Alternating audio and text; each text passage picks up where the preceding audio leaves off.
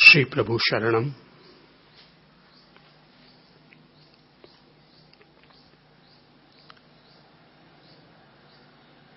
बात की शुरुआत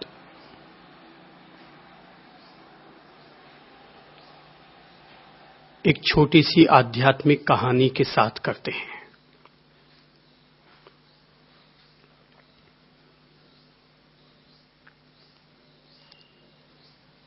एक पहुंचे हुए संत थे।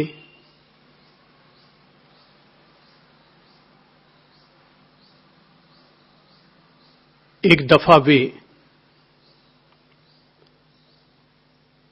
कलकत्ता के रास रमणी काली जी के मंदिर में पूजा अर्चना के लिए आए।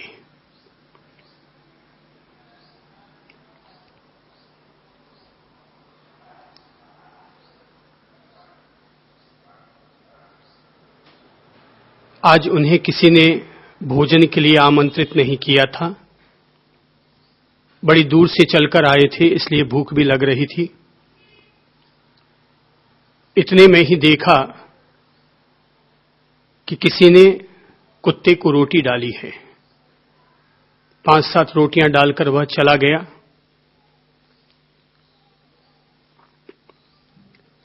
उस संत ने कुत्ते से कहा,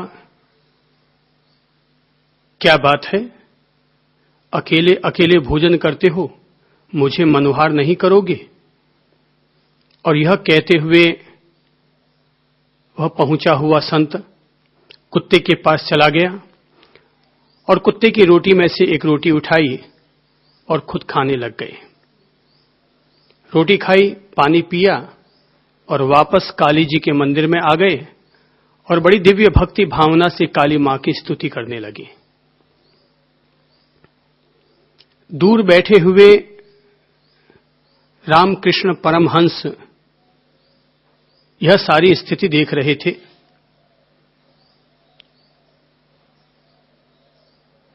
जब वे माता की भक्ति करके, काली मां की भक्ति करके वहां से रवाना होने लगे, तो रामकृष्ण परमहंस ने अपने भतीजे हृदय मुखर्जी से कहा कि जाओ, ये संत जहां जहां जाता है वहां वहां इसके पीछे जाओ और जो भी ये शिक्षा देता है वो शिक्षा ग्रहण करके आ जाओ।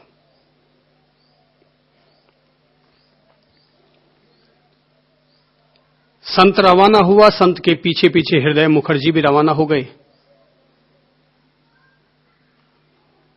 जब संत ने देखा कि कोई व्यक्ति उनका पीछा कर रहा है, तो उन्होंने रुककर और उस व्यक्ति से पूछा, भाई क्या बात है, तुम मेरे पीछे पीछे क्यों आ रहे हो? हृदय ने कहा, आदरणीय, मैं चाहता हूं कि आप मुझे कुछ शिक्षा दीजिए। संत ने हृदय मुखर्जी को देखा। हृदय मुखर्जी के भी संत का बाना पहना हुआ था। उसे देखकर न जाने उन्हें क्या सूझा कि उस पहुंचे हुए संत ने कहा, यह जो तुम सामने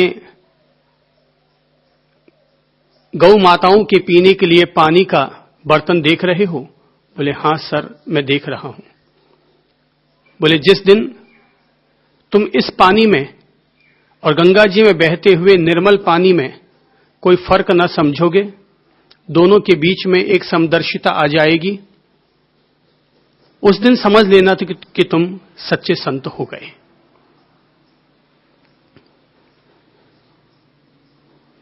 जिस दिन तुम्हें कुत्ते की रोटी में और किसी सेठ साहूकार के द्वारा दी जाने वाली अच्छी और माल मलिंदा वाली रोटी में एक समानता नजर आए, उस दिन समझ लेना कि तुम ज्ञानी संत हो गए।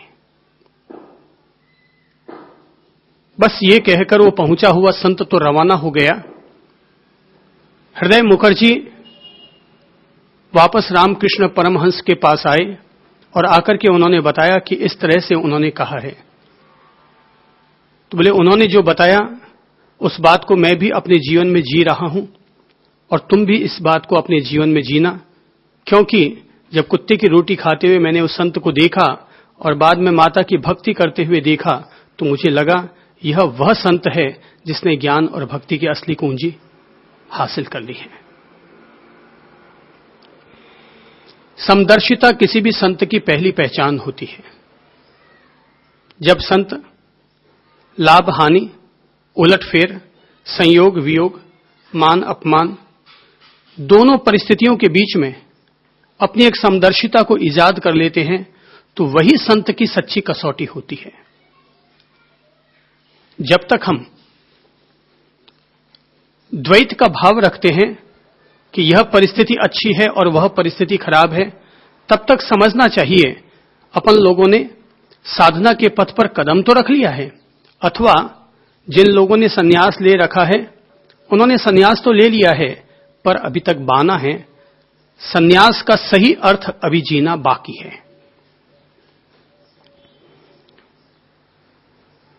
अगर ध्यान सूत्रों पर चिंतन और मनन करते हुए पहली प्रेरणा अपन अपने साधना पथ के लिए लेना चाहें, तो यही ग्रहण करें कि हमारे लिए भेद हट जाना चाहिए कि यह अच्छा और यह बुरा, अमुक व्यक्ति ज्यादा सम्माननीय और अमुक व्यक्ति कम सम्माननीय। जिस दिन मित्र के लिए तो सभी लोग सम्मान करते हैं, लेकिन जिस दिन आपके हृदय में, अपन लोगों के हृदय में दुश्मन के प्रति भी सम्मान का भाव पैदा हो जाए, तो समझ लेना कि अपन लोग साधना के पथ पर कदम रखने में सफल हुए। और जब तक ऐसा नहीं होता तब तक कच्चे घड़ों का कोई मूल्य नहीं हुआ करता।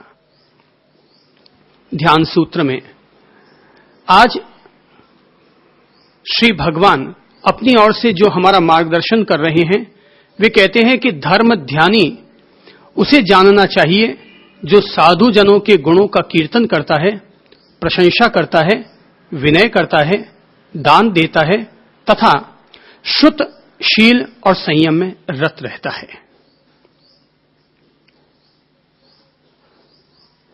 धर्म ध्यानी किस व्यक्ति को जाने? श्री भगवान ने अपनी तरफ से आर्त ध्यान, रौद्र ध्यान, धर्म ध्यान और शुक्ल ध्यान के नाम से ध्यान के 4 भेद स्थापित किए, और इन 4 भेदों को हम लोगों ने समझ लिया कि आर्त ध्यान और रौद्र ध्यान अशुभ ध्यान है, धर्म ध्यान और शुक्ल ध्यान शुभ ध्यान है। प्रश्न उठता है कि ऐसे कौन से गुण होते हैं कि जिन गुणों के आधार पर हम कह सकें कि अमुक व्यक्ति धर्म ध्यानी है अथवा अमुक व्यक्ति आर्त ध्यानी है। जिन लोगों के मन में क्लेश संक्लेश चलते रहते हैं वे लोग आर्त ध्यानी होते हैं। जिन लोगों के आचरण और व्यवहार में कुत्सितता, कपट, छल, प्रपंच, दूसरों के साथ मिलावट यानी कि गलत नीतियां, गलत चीजें अपनाई जाती हैं, वे लोग हो गए आर्त ध्यानी या रौद्र ध्यानी, जो बात बात में झगड़ा करते रहते हैं, संत जनों को देखकर भी उनका अपमान किया करते हैं, सज्जनता के सामने भी वे अपनी दुर्जनता दिखाया करते हैं। ऐसे लोग आर्त ध्यानी और रौद्र ध्यानी हुआ करते हैं। लेकिन कौन व्यक्ति है जिसे कि हम लोग धर्म ध्यानी की संज्ञा दे सकें? ज्ञानी भगवंत कहते हैं उस व्यक्ति को धर्म ध्यानी समझना चाहिए जो कि धर्म के पथ पर चलने वाले संत जनों को देखकर उनके प्रति आदर का भाव समर्पित करता है। तो साधु जनों का जो कीर्तन करता है, उनके गुणों की अनुमोदना करता है, वह व्यक्ति धर्म ध्यानी। यहां पर समदर्शी साधुओं के साथ धर्म ध्यानी को जोड़ते हुए श्री भगवान अपन सब लोगों का मार्गदर्शन करते हुए कहते हैं कि जो साधु जनों के गुणों का कीर्तन करता है वह व्यक्ति धर्म ध्यानी। धर्म ध्यानी की पहली विशेषता कि जो साधु जनों के गुणों का कीर्तन करता है वह व्यक्ति धर्म ध्यानी। अगर कोई व्यक्ति गुणी जनों का, साधु जनों का, सज्जन पुरुषों का अनुमोदन करता है तो ऐसा करने वाला व्यक्ति अपने आप में ही सौधर्म इंद्र बनने का पात्र बन जाया करता है। कहते हैं कि जब कोई व्यक्ति प्रबल पुण्य करता है तो वह देवलोक में सौधर्म इंद्र बनता है। तो क्या केवल दान देने से, क्या केवल पूजा करने से ही कोई व्यक्ति सौधर्म इंद्र बनेगा?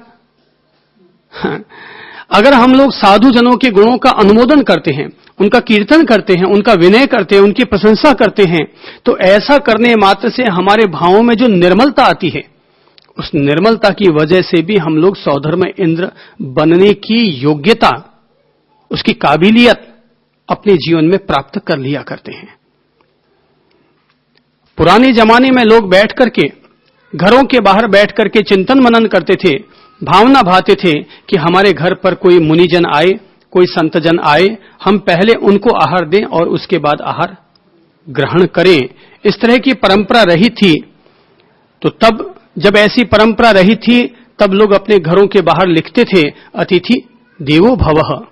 लेकिन धीरे धीरे जमाना बदला, फिर आ गई परंपरा स्वागतम लिखने की, और बाद में और परंपराएं बदली, और अब तो लिखा जाता है घरों के हर घर के बाहर, हर संपन्न घर के बाहर एक ही लाइन पढ़ने को मिलती है, और वो है कुत्ते से सावधान।